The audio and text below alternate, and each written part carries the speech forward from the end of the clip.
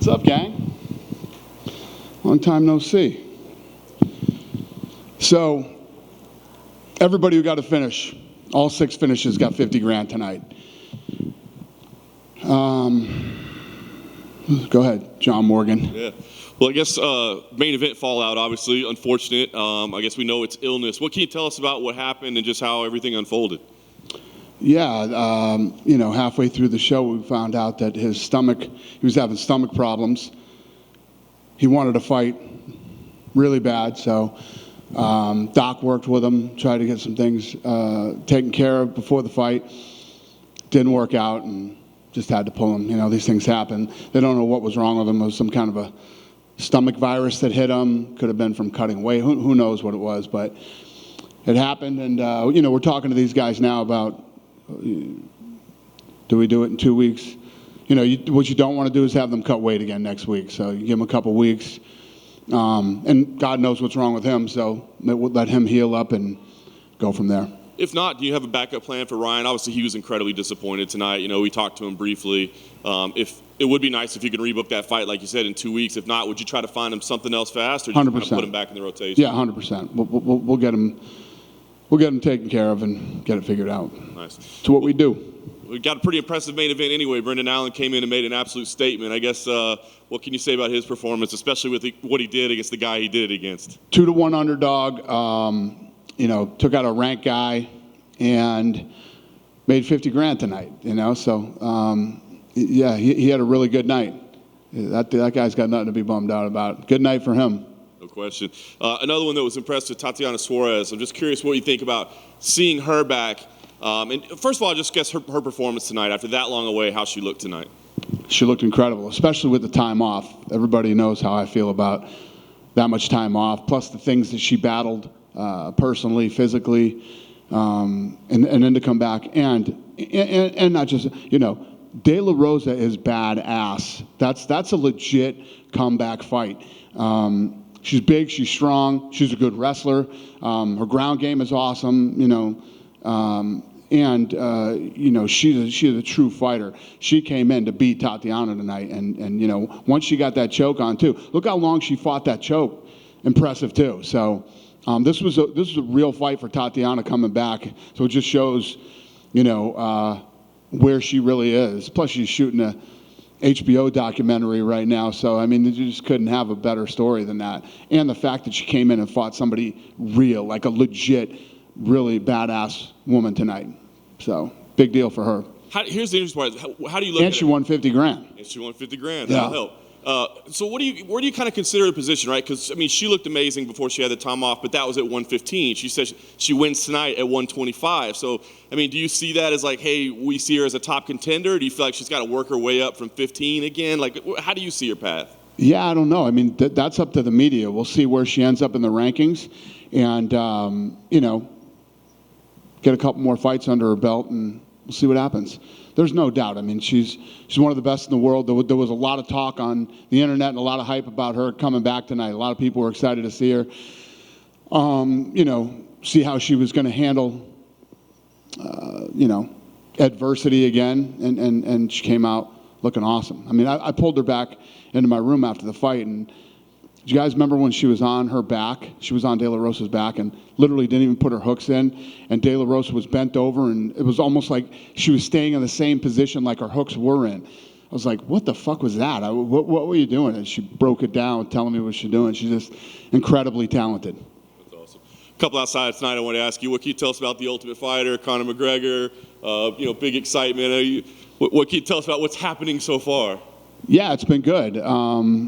We had our first 3 fights, I think on Friday, and I was actually just upstairs with Chandler, and he's telling me how much he loves this show and how into helping his guys he is. He's like, I figured I was going to come out here and, we'd go through the motions and whatever. He says, I'm blown away by how into this I am and how much I really care about these guys. And I said, this is what happens every season, man. It's fascinating.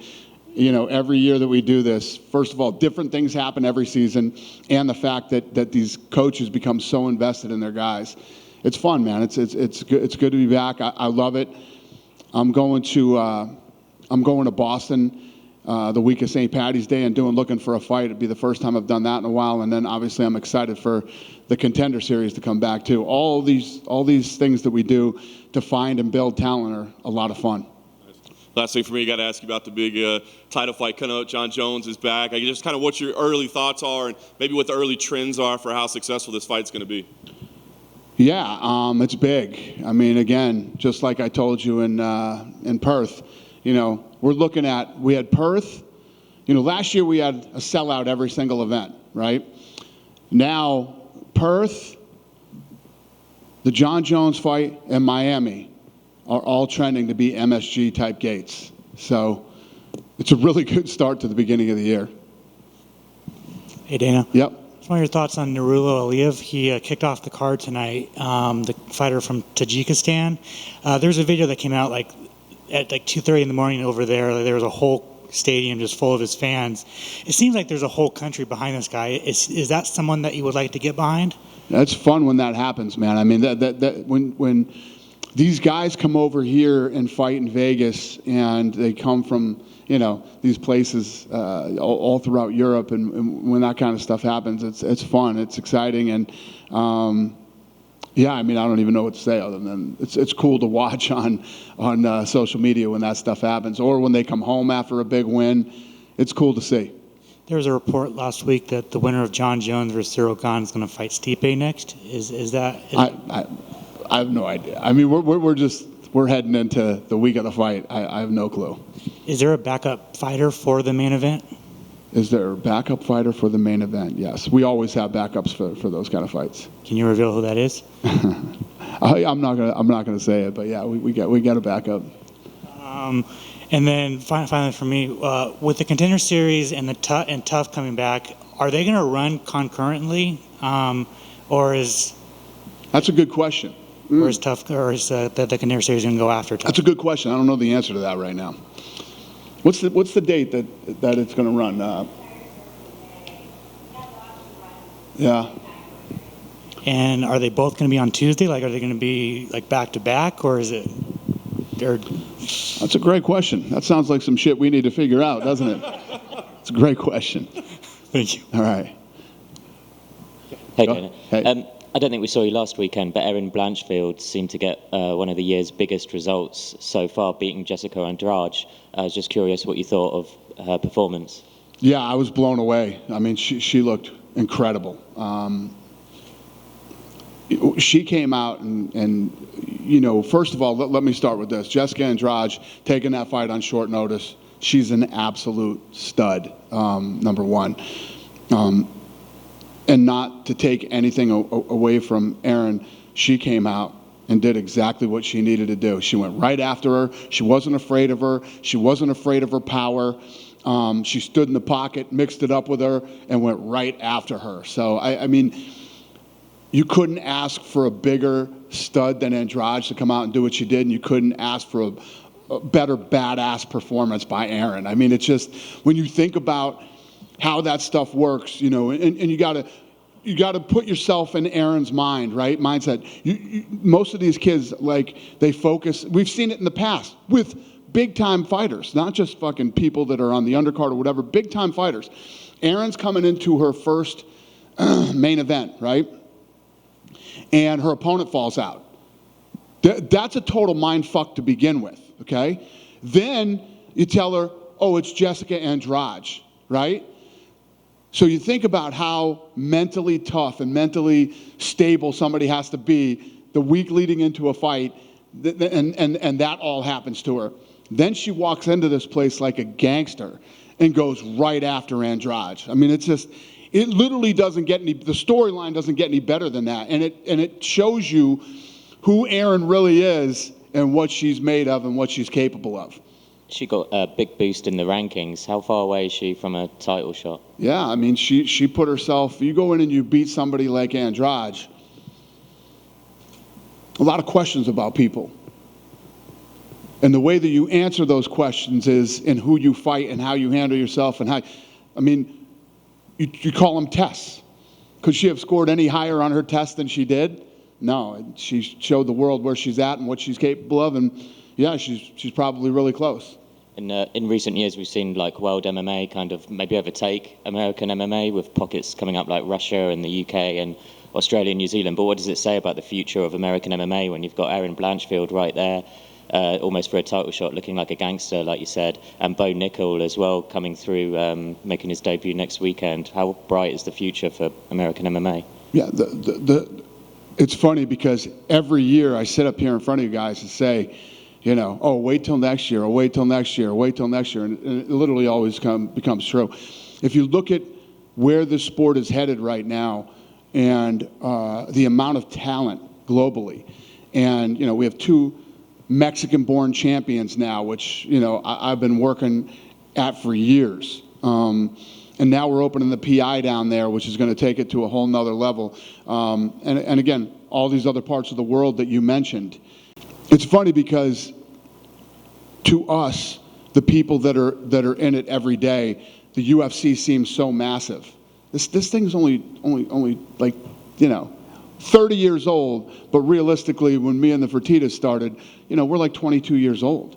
This sport is still a baby. It's still, there's so much more room for growth. That's why for years I used to hear all the stupid bullshit from people about, oh, the UFC has peaked, the sport has peaked. Peaked? We haven't even scratched the surface of how big this thing is going to get in the next 10 years. Forget about 20, 25 years from now. You know? It's fascinating. And I'm not sure if it was BS or not. I think I saw a report that Jon Jones was like 250 pounds. How big are you expecting him to kind of weigh in? I don't know. You know, he and I have talked and text, but I haven't asked him any of that. Listen, Jon Jones is a guy that's been in the sport forever. He's the greatest of all time.